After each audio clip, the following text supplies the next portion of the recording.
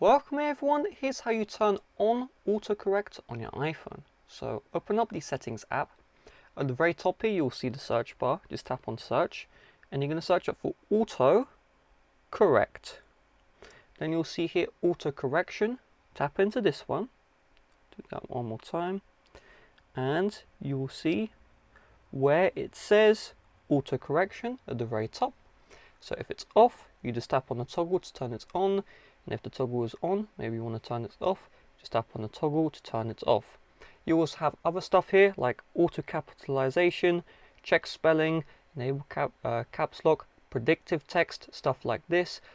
These stuff here in parts to contribute to the autocorrect again, because auto capitalization will capitalize letters at the start of a sentence. Predictive text will predict what you're going to type, stuff like that. So with that being said, thanks for watching, see you guys later, bye bye.